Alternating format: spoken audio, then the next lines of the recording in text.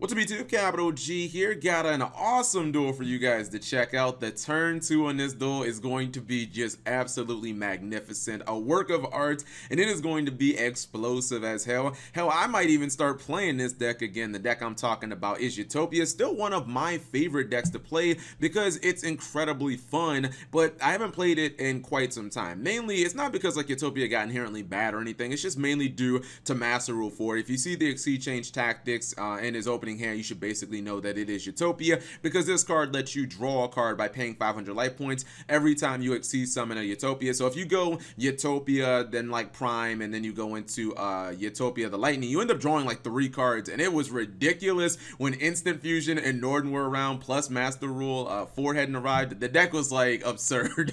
You could draw sometimes like 8 cards in your opening turn, but you know, if we get the right Link monster, it might actually be something noteworthy. He's playing some Brandish cards in here, so let's see if that makes an impact. He's playing against Chaos Dragons, and Chaos Dragons do have some power cards. He's got Charge, he's got Desires, and Future Fusion, so let's see exactly how this is going to roll out. His first turn, I kind of thought he was like legit trolling. These are the Kappa plays. Whenever I say the Kappa plays, I'm like, bro, you just trolling. Like, you can see he just plays Exceed Change Tactics, and he's just like, that's all I got. Now, he could have easily went into a Utopia. I don't know if he would have been able to go into like, you know, Utopic Zexal Hope, because he doesn't have any rank ups in his hand, but he could have drawn like 3 cards and just like left his board with Lightning, but no, he decides to leave his field open, and he could potentially get OTK. So Future Fusion riding. He's going to summon Light Pulsar, activates Pot of Desires. Probably would have normal summoned after Desires, but he goes for double Light Pulsar Dragon, and that is pretty damn powerful. I mean, he almost gets OTK'd. If Homeboy would have been able to drop Dark Arm, I mean, the duel is just over at that point. No mills of notes and during the end phase, but he's going to go with Brand Up Startup Engine. I predict that this card will be limited to 1 before November. That's just my prediction. He's going to go ahead and go into Brandish Maiden.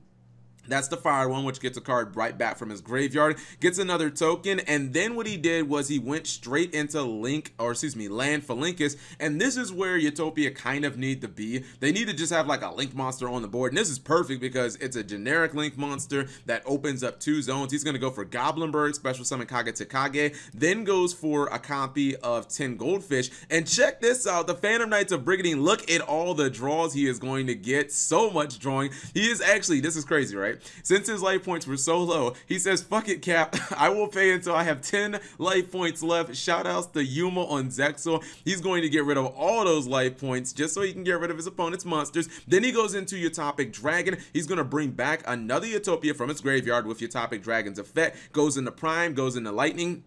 He doesn't even have enough life points to keep drawing, which is a shame. I think he discarded Numeron Force. He goes for his Troy Mare Unicorn, giving up the last card in his hand, and that is what we call an OTK 10 life point comeback, just like how they used to do in Zex. I don't think there was ever a 10 life point comeback in Zexal. It was a couple 100 life point comebacks.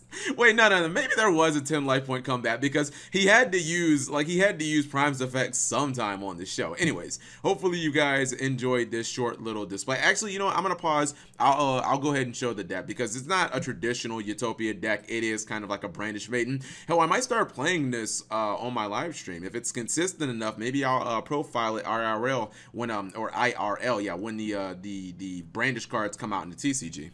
Okay, so this is what the deck looks like on paper, and actually this is extremely reminiscent of the deck that I used to run. There are certain cards in here like 10 Goldfish, Summoner Monk, Goblinberg, Hat Tricker. Those are going to be Kage Takage. Those are going to be in basically like every single Utopia deck because essentially you want a whole lot of level 4 monsters that can just put themselves on board, whether it be by special summon, Hat Tricker, or you want like monsters that just give you the ability to get other level 4s out of your hand.